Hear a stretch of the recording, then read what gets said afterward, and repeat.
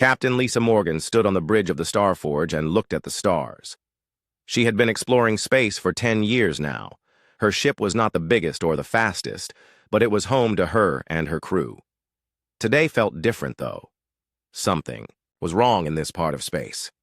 "Captain, I'm getting a strange signal," said Kate Williams from her station. Kate was the ship's engineer and the best one Lisa had ever worked with. She could fix anything and make it work better than before. Lisa walked over to Kate's station. "What kind of signal?" "It's weak, but it sounds like a distress call. The problem is it's coming from a ship design I don't recognize." Dr. Amy Carter looked up from her medical reports. She was young but very smart. "Could it be from one of the colonies?" "No," Kate shook her head. "This is something else, something alien." Nicole Brooks, their tactical officer, checked her weapons systems. She was always ready for trouble. "Captain, should I prepare the weapons?" Lisa thought for a moment. They were explorers, not fighters, but they couldn't ignore someone who needed help. "No weapons yet, but stay ready. Kate, can you track the signal?" "Already on it, Captain. It's coming from about 2 hours away at normal speed." "Take us there, but go slow and keep scanning." The Starforge moved through space toward the signal. Lisa felt nervous. In all her years exploring, she had never found anything like this. Most alien species they met were friendly traders or just ignored humans completely. 2 hours later, they found the source of the signal. It was a large, dark ship floating dead in space. The design was strange and scary-looking. It had sharp edges and red lights that blinked slowly. "Captain," Nicole said, "I'm reading weapons on that ship, lots of them. Are they active?"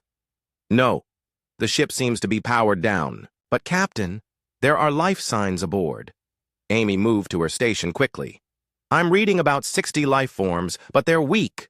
Very weak." Lisa studied the alien ship on the main screen.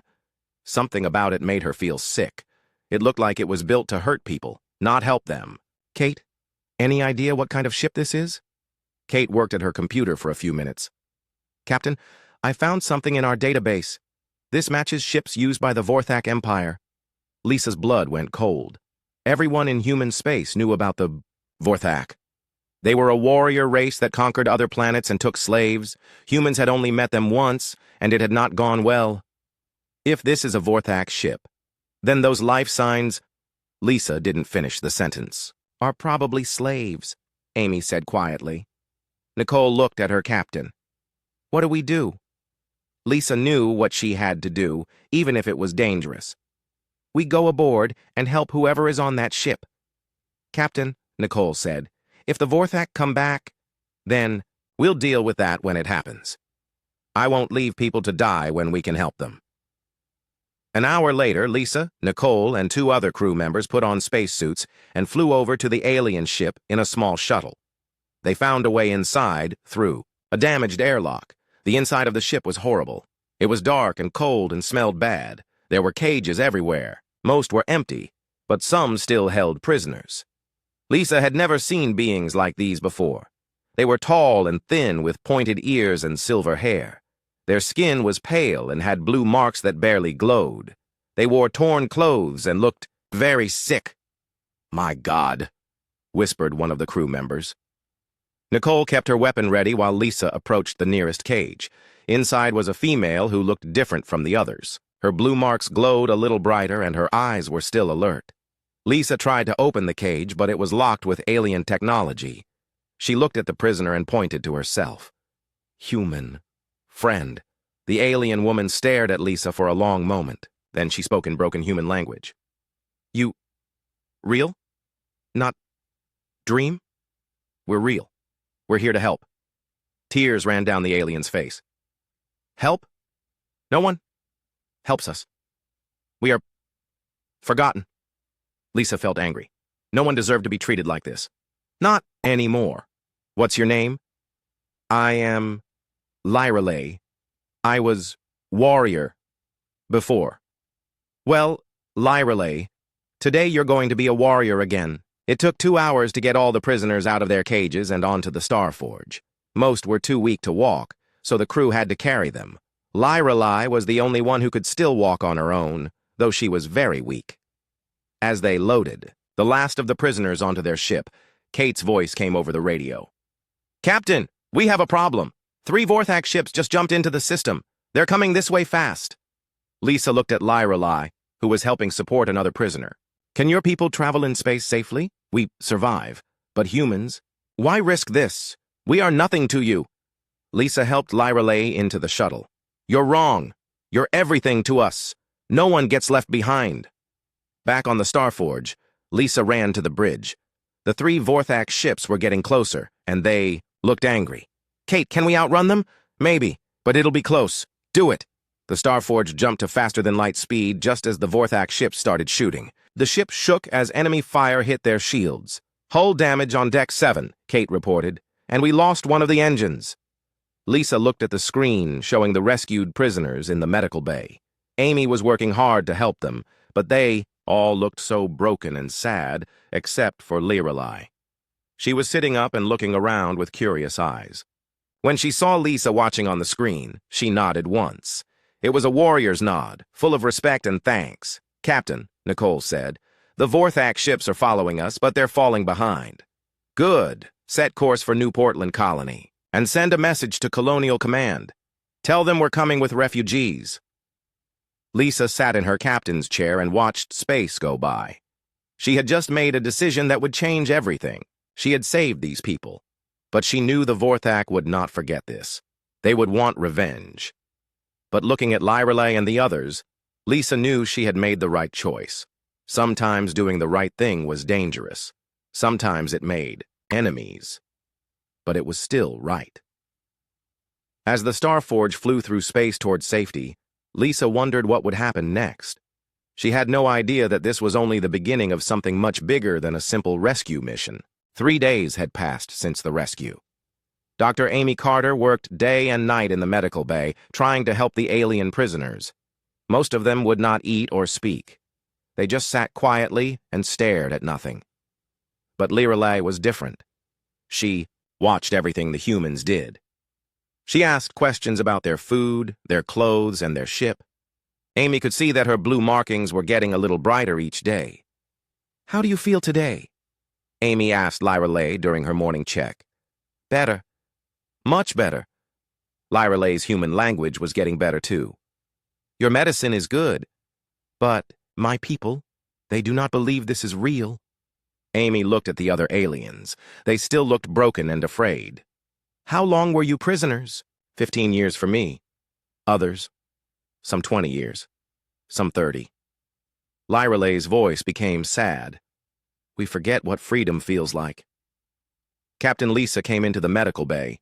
She had been visiting every day to check on the refugees. "Good morning, Lyrelai. How is everyone?" "Captain Lisa." Lyrelai stood up. Even though she was weak, she stood like a soldier. "I must talk with you about my people." "Of course. What do you need?" Lyrelai looked at the other prisoners. "They need to understand who you are, what humans are. We have met many species in the galaxy, none like you." Lisa sat down next to Lyrelai. "What makes us different? You risk your lives for strangers. You share your food with enemies. You fix what is broken, even when it costs you." Lyrelai touched one of her blue markings. "These marks show our feelings. When we are slaves, they turn gray. When we are happy, they glow bright. When we are free, they shine like stars." Lisa looked at Lyrelai's markings. They were definitely brighter than when they first found her. "Are you free now?" Lyrelai was quiet for a long moment. "Part of me is. But Captain, there are millions of my people still in cages. How can I be truly free when they suffer?" This made Lisa feel heavy inside. "I'm sorry. I wish we could save them all." "Maybe you can." Before Lisa could ask what she meant, Kate Williams ran into the medical bay. During the fight with the Vorthak ships, she had been hurt trying to protect the refugees. Her arm was still in a bandage. "Captain, you need to see this," Kate said. "Lyrelai has been teaching me things about her people's technology." Lyrelai looked nervous. "I hope this is okay. Kate was hurt helping us. I wanted to help her." Amy checked Kate's arm. The wound that should have taken weeks to heal was almost completely better. "How is this possible?" My people know how to help bodies heal fast, Lyrelay explained. We can share this knowledge with you. Lisa felt excited and worried at the same time. Lyrelay, this is amazing. But we can't ask you to give us your secrets. You do not ask, I offer. My people have a law. When someone saves our life, we owe them a debt. A soul debt. Kate sat down, looking interested. What kind of debt? Everything. Our knowledge, our skills, our lives, until the debt is paid. Lisa shook her head. We don't want that. We helped you because it was right, not because we wanted payment. I know. This is why the debt exists. You do good without wanting reward, so we must give reward without being asked. Dr. Amy was still looking at Kate's healed arm. Lyrelay, could you teach me this healing technique? Yes, but there is more, much more. My people were not always slaves. We were warriors and builders, and artists. We had ships that could heal themselves, weapons that used life energy instead of metal bullets. Nicole Brooks had been listening from the doorway. Life energy weapons? Lyrelay nodded. Very powerful, very accurate. But we were peaceful people. We only fought to defend ourselves. When the Vorthak came, we were not ready for their cruelty. How did they defeat you? Lisa asked. They attacked our worlds when we were celebrating a religious festival. Most of our warriors were not armed. They captured our leaders first, then our families. We surrendered to save the children. Lyrelay's markings grew dimmer as she remembered. That was 40 years ago. Kate leaned forward. And they've been using your people as slaves ever since? Yes. We work in their mines and factories. We build their ships and weapons. They use our knowledge to make themselves stronger while keeping us weak. Lisa felt angry. That's horrible. But Captain, Lyrelay said, if humans and my people work together, we could be very strong. Human courage and Etherian knowledge, human weapons and Etherian healing. We could free all the slaves. The room went quiet. Everyone understood what Lyrelay was suggesting, but it seemed impossible. Lyrelay, Lisa said carefully, there are millions of Vorthak warriors. We have one small ship. One ship freed 60 of us. Imagine what 100 ships could do, or 1,000. Dr. Amy looked thoughtful. Lisa, if we could combine our medical knowledge with theirs, we could save so many lives. Kate nodded excitedly. And if their ships can heal themselves, we could explore places we've never been able to reach. Nicole was more careful. It sounds good, but the Vorthak Empire would not let us free their slaves without a fight. That is true, Lyrelay agreed. It would be war. But it is already war. The Vorthak just have not attacked human space yet. Lisa knew Lyrelay was right. The Vorthak would not forget about the rescue. Eventually, they would come for revenge. Lyrelay, let's say we wanted to help. How would we even start? First, we go to your leaders. I tell them about Vorthak plans and weaknesses. Then we train together. Humans and Etherians learning from each other. Etherians? That is what my people are called. We are the children of the stars. Lisa looked around the room at her crew. She could see they were all thinking the same thing. This was crazy and dangerous, but it was also the right thing to do. There's something else, Lyrelay said quietly. The other prisoners, they will not eat or speak because they feel guilty. Guilty? Why? Because they are free, and their families are not. In our culture, no one can be happy while others suffer. We are all connected. Amy understood. That's why they're not getting better. They don't want to get better. Yes. They think that if they are happy, they are betraying the ones still in cages. Lisa looked at the other Etherians in the medical bay. Now she understood why they looked so sad. What can we do? Give them hope. Show them that their freedom means something. That it can lead to freedom for others. Kate stood up and tested her healed arm. Lyrelay, would you be willing to teach us more? Not just healing, but everything? Yes. But I must ask my people first. Lyrelay walked over to the other Etherians and spoke to them in their own language. It sounded like music and wind and water all mixed together. The conversation went on. For almost an hour. Sometimes voices were raised, sometimes there was silence. Finally, Lyrelay came back to the humans. They agree. We will share our knowledge with you, but only if you promise to use it to free others. Lisa felt the weight of that promise. If she said yes, there would be no going back. Humanity would be committed to a war against one of the most powerful empires in the galaxy.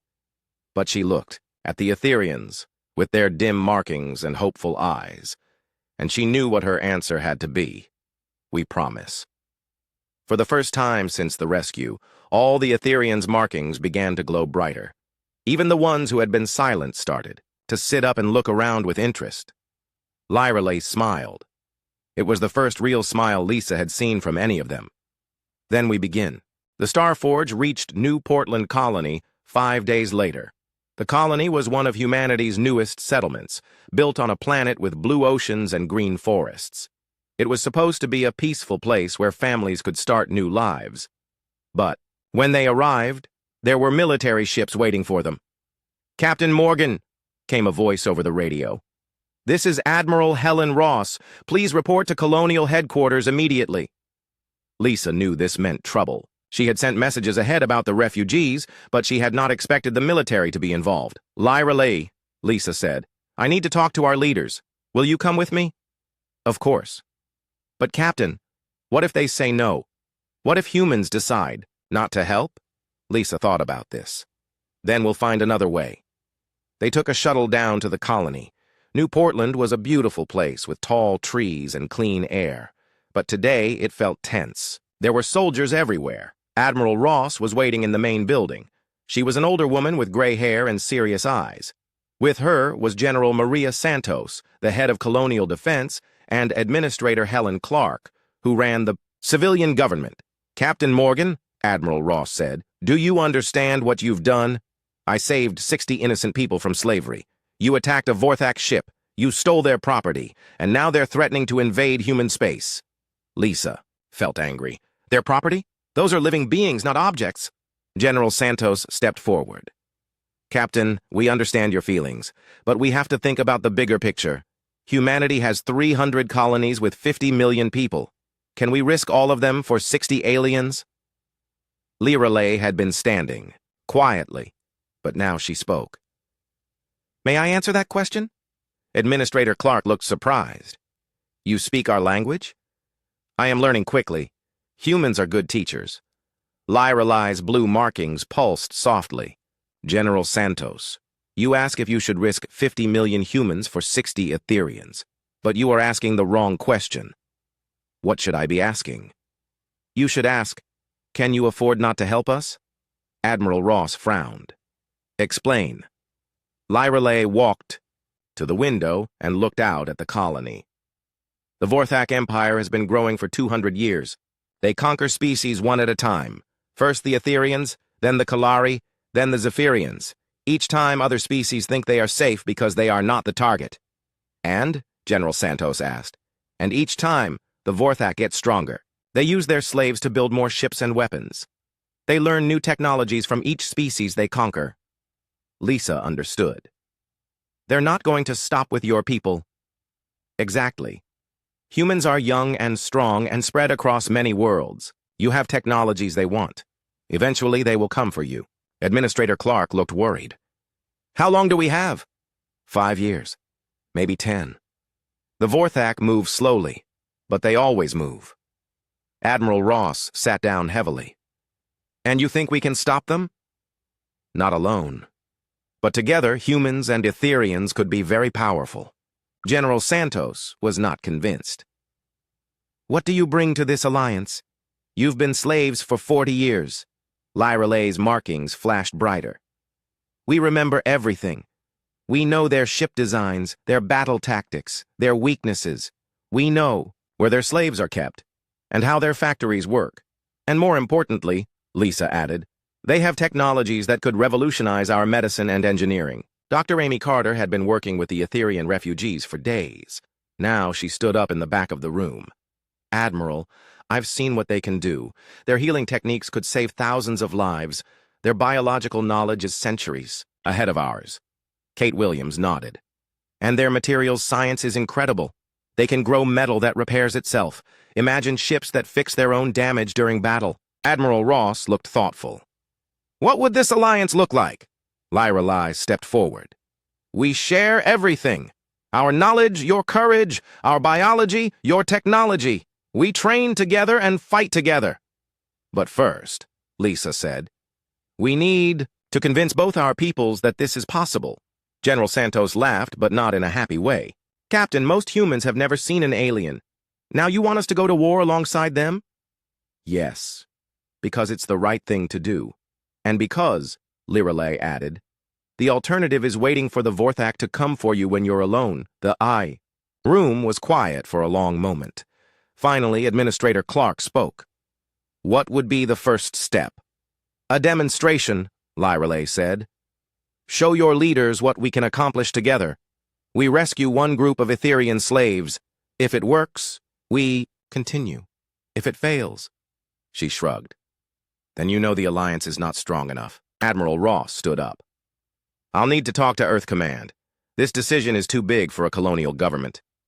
While you do that, Lisa said, we should start training together, see what's possible. General Santos looked skeptical.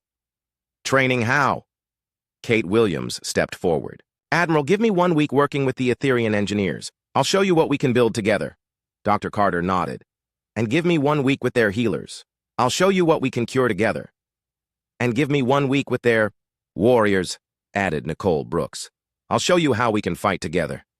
Lirelei smiled. And give Captain Lisa 1 week with our leaders. She will show you how we can think together. Admiral Ross looked around the room at all the determined faces. 1 week. But if the Vorthak attack during that time, they won't, Lirelei said confidently. They are still gathering their forces. The rescue hurt their pride, but they will want to be sure of victory before they act. How can you be sure? Because I know them. I was their slave for 15 years. I learned how they think. General Santos was still worried. And what if this demonstration fails? What if humans and Etherians can't work together? Lisa and Lirelei looked at each other. Without speaking, they both seemed to understand something. General, Lisa said, in the past week, I've seen a human engineer learn alien healing techniques. I've seen alien refugees risk their lives to save human crew members during our escape. I've seen beings who have been slaves for decades choose to trust strangers who look nothing like them. And I have seen, Lirelei added, humans risk their lives for people they just met. I have seen them share their food and medicine without asking for payment. I have seen them make promises and keep them. So, to answer your question, Lisa continued, the demonstration won't fail because it's already succeeding. We're not asking you to trust that humans and Etherians can work together. We're asking you to see that we already are. Administrator Clark smiled for the first time since they arrived. 1 week, then. Show us what's possible. As they left the meeting, Lirelei walked beside Lisa. Captain, there is something I did not tell them. What? The other Etherian prisoners. They have been talking with their people. Lisa stopped walking. What do you mean? We can speak mind to mind across great distances. Not words, but feelings and ideas. The others have been telling enslaved Etherians across the galaxy about the rescue. And, Lirelei's markings pulsed in complex patterns. And they are all asking the same question. When are the humans coming for us? Lisa felt the weight of millions of hopes settling on her shoulders. Lirelei, what if we can't save them all? Then we save who we can. But Captain, you freed me. And in freeing me, you gave hope to my entire species. Now my people demand that you take us all. Demand? Not as slaves demanding from masters, as family asking family for help. Lisa understood. This was no longer about 60 refugees. This was about the future of 2 species and the millions of beings suffering in Vorthak cages. Then we'd better make this demonstration count. Yes, because the galaxy is watching. 1 week later, everything had changed. Captain Lisa stood in the new training facility and watched something that should have been impossible. Human soldiers and Etherian warriors were fighting together like they had trained for years, not days. Nicole Brooks moved like lightning, her reflexes enhanced by Etherian biotechnology. Beside her, an Etherian named Kale fought with weapons that glowed with life energy. When human tactics met Etherian precision, the result was beautiful and terrifying. How do you feel? Dr. Amy asked Lisa. Lisa looked at her hands. Amy had given her the same enhancements as the soldiers. Her vision was sharper, her reflexes faster, her strength greater, but she still felt human. Different, but still me. That's the amazing part, Amy said. Etherian biotechnology doesn't change who you are. It just makes you better at being yourself. Kate Williams ran over to them, excited. Lisa, you have to see what we've built. They followed Kate to the engineering bay. In the center of the room sat something that looked like a cross between a human fighter ship and a living creature. Its hull seemed to breathe, and soft blue lights pulsed under its surface. It's a hybrid, Kate explained. Human engines and weapons, but with an Etherian biohull that can repair itself. We took damage that should have destroyed a normal ship, and it healed completely in 10 minutes. An Etherian engineer named Vera touched the ship's hull gently. She is beautiful, yes? We call her Harmony. She? Lisa asked. All ships with biohulls are alive in a way, Vera explained. They have feelings and preferences. This one likes to fly fast and protect others. Kate grinned, which makes her perfect for rescue missions. Lisa walked around the ship. It was smaller than the Starforge, but she could feel power humming inside it. How many can it carry? 20 in comfort, 50 if we pack them tight. And Lisa? That's not the best part. What's the best part? Kate touched a control panel that seemed to grow from the ship's hull. She can cloak, complete invisibility to Vorthak sensors. Lisa felt her heart race. Are you serious? Completely. We tested it this morning. A Vorthak probe passed right through this system and never saw us. Lyrelei appeared at Lisa's shoulder. Over the past week, she had become stronger and more confident. Her blue markings now shone brightly, and she moved like the warrior she used to be. Captain, we have received word from our people. Good news or bad news? Both. The good news is that Etherian slaves across the galaxy are preparing for rescue. They are sabotaging Vorthak equipment and gathering in places where ships can reach them. And the bad news? The Vorthak knows something is happening.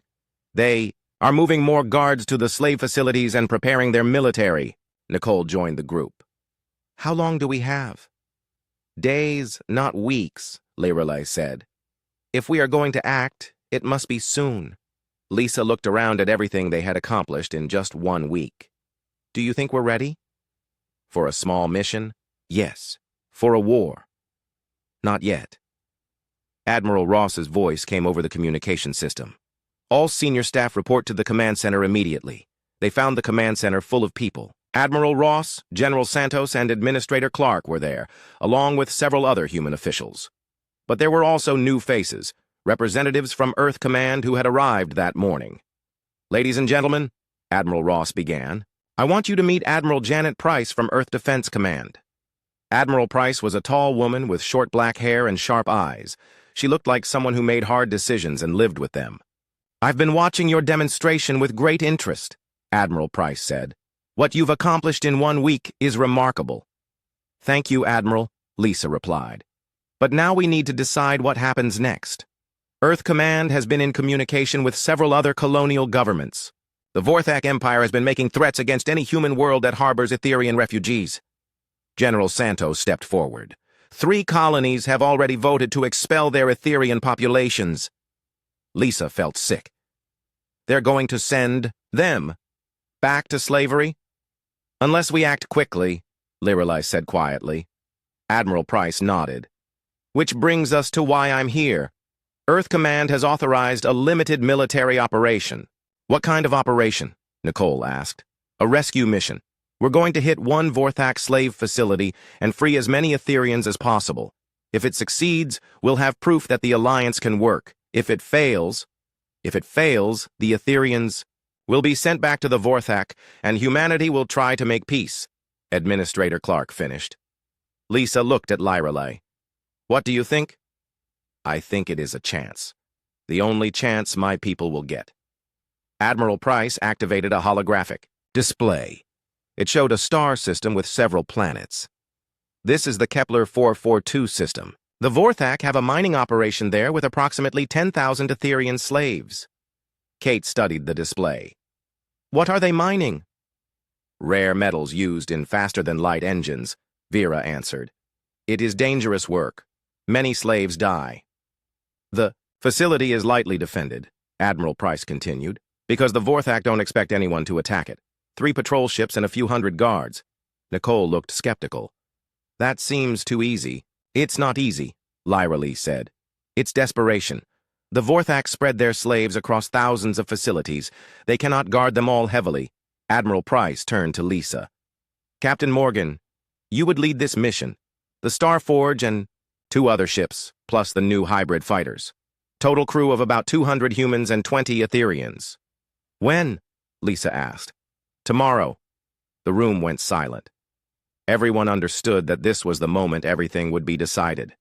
Admiral, Lisa said, what happens to the slaves we rescue? If the mission succeeds, they'll be offered homes in human space. If it fails... She didn't finish. Lisa looked around the room at all the faces watching her. Humans and Etherians, soldiers and civilians, people who had been strangers a week ago, and were now family. Lyra Lee, are your people ready for this? We have been ready for 40 years. The question is whether humans are ready. Lisa thought about everything that had brought them to this moment. The rescue that started it all, the week of training and building trust, the technology they had shared and the bonds they had formed. We're ready. Admiral Price smiled. Good, because there's one more thing you should know. What?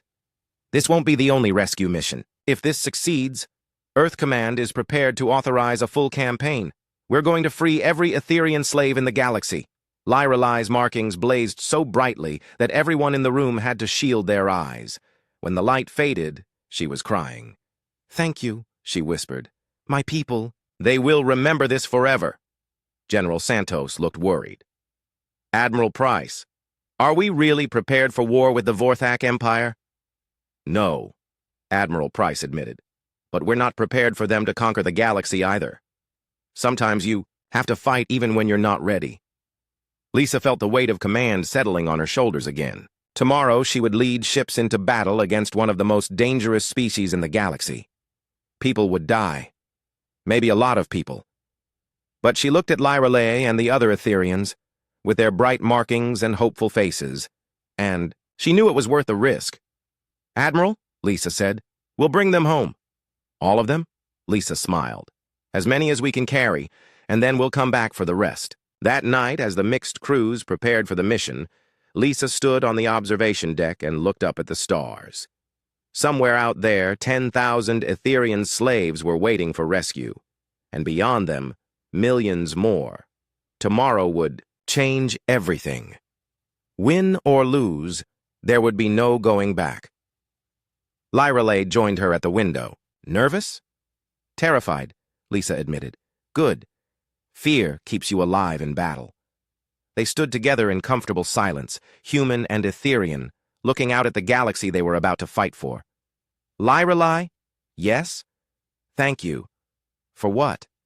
For trusting us. For believing that humans would keep our promise.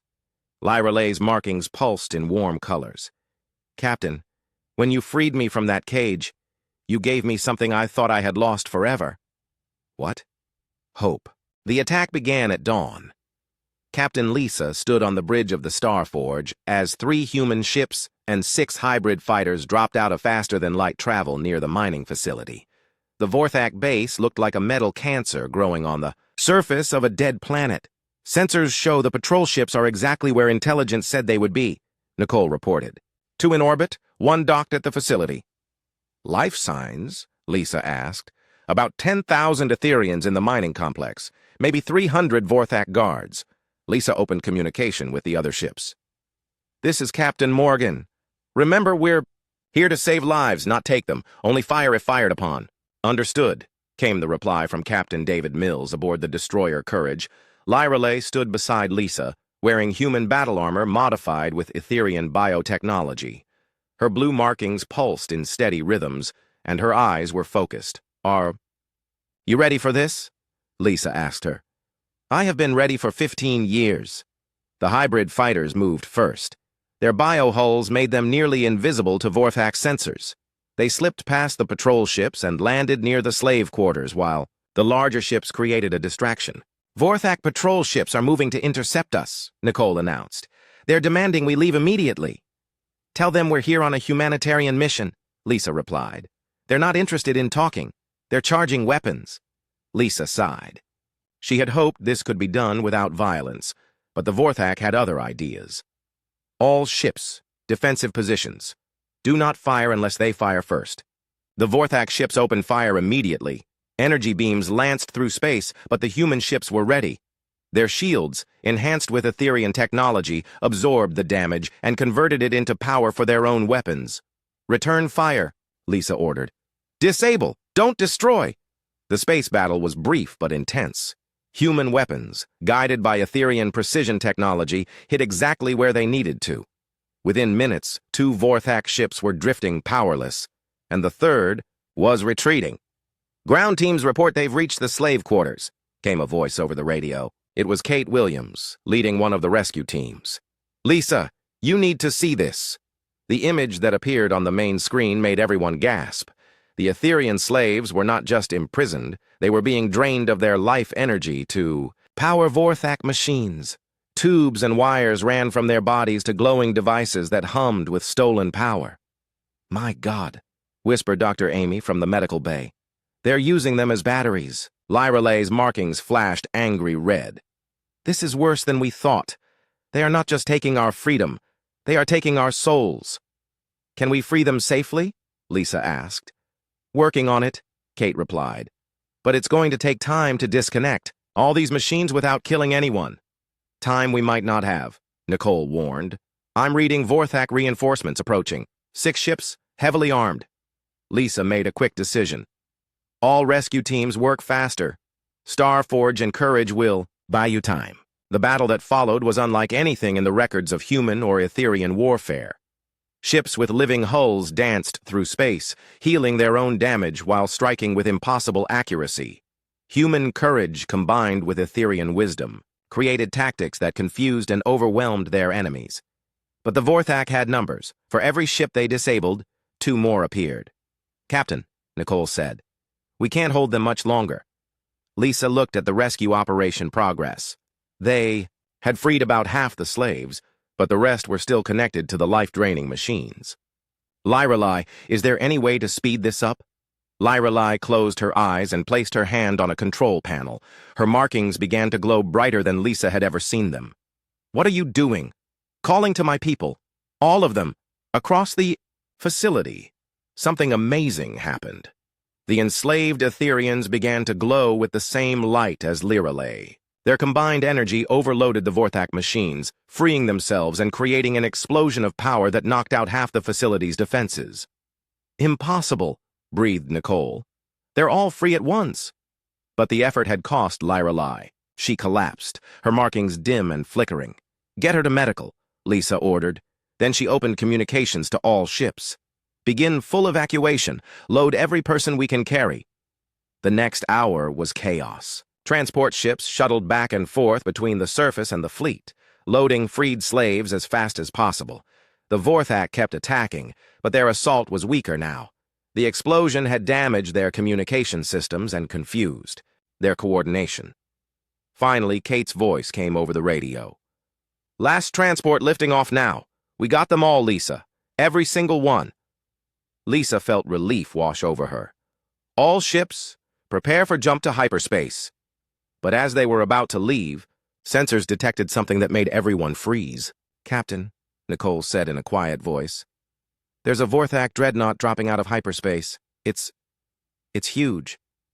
The ship that appeared was bigger than anything in the human fleet. It bristled with weapons and launched dozens of fighter craft. This is War Commander Thaxos of the Vorthak Empire, came a voice over the radio. Return our property or be destroyed. Lisa looked around the bridge. Her crew was exhausted, her ships were damaged, and they were carrying 10,000 refugees who couldn't fight. But then she heard something that changed everything. From the medical bay came the sound of singing, Etherian voices joined together, in a song of freedom and hope. The freed slaves were singing, and their voices carried through the ship's communication system to every human and Etherian in the fleet. As the song spread, something incredible happened. The markings on every Etherian began to glow in synchronization. Their combined light was so bright it could be seen from space. Lyra, Lisa said into her communicator. What's happening? Lyra's weak voice came back. My people are showing the galaxy who we really are. We are not property. We are not slaves. We are Etherians. And we are free. The light from the Etherian markings began to affect the human ships as well. The bio-hulls responded to the energy, healing damage, and strengthening armor. Weapons charged faster, engines ran smoother, and shields became nearly impenetrable. War Commander Thaxos attacked with everything he had. Energy beams that could destroy planets struck the human ships but barely scratched their enhanced hulls. The combined power of human technology and Etherian spirit made them nearly invincible. But Lisa didn't want to fight. She opened a communication. Channel to the Vorthak Dreadnought. War Commander, these people are no longer your property. They are free beings under the protection of the Human-Etherian Alliance. There is no such alliance, Thaxos replied. Humans are weak. Etherians are slaves. This ends now. You're right, Lisa said. This does end now. She turned to Nicole. Target their weapon systems only. Show them what free people can do when they fight together. The battle was over in minutes. The human-Etherian fleet moved like a single organism, each ship knowing exactly where the others were and what they were doing. They struck with surgical precision, disabling the dreadnought without destroying it. As the Vorthak ship drifted powerless, Lisa opened communications one more time. War Commander Thaxos, you can tell your empire that slavery is ending. Every Etherian in the galaxy will be free. If you want to fight us, you'll find that we're stronger together than we ever were apart. There was a long silence. Then Thaxos spoke, and for the first time, his voice sounded uncertain. This is not over, humans. No, Lisa agreed. It's just beginning. 5 years later, the last Vorthak slave camp was liberated. Captain Lisa Morgan, now Admiral Morgan, stood on the bridge of the new flagship Unity, watching as the final group of Etherian slaves was brought aboard. Their markings glowed with colors that had never been seen before. Colors that represented hope, freedom, and the unbreakable bond between two species. Lyra, now serving as the first Etherian human diplomatic coordinator, joined her at the window. Her markings had developed new patterns that seemed to shift and flow like liquid light. It's hard to believe it's finally over, Lisa said. Not over. Beginning. We freed my people, but now we help others. There are many species in the galaxy who need what we have learned, Lisa nodded. In the past 5 years, the human Etherian Commonwealth had grown to include 12 different species, all working together to spread freedom and oppose tyranny. Lyra, do you remember what you said to me on that first day about soul debt? Yes. I understand now. We didn't save you to create a debt. We saved you because it was right. But in saving you, we saved ourselves too. Lyra smiled, her markings pulsing with warm gold light. That is the secret, I think. When you help others, you discover who you really are. Through the window, they watched as the rescued Etherians were reunited with family members they hadn't seen in decades. Children who had been born in slavery took their first steps as free beings. Elderly Etherians who had never expected to see freedom again wept tears of joy. You freed me, human, Lyra said softly, repeating the words that had started it all. But my people demanded you take us all. And we did. Yes, all of us. Even the ones who didn't know they needed freeing. Lisa looked at her reflection in the window. The face looking back at her was changed. Stronger, wiser, marked by years of war and loss and victory. But most importantly, it was the face of someone who had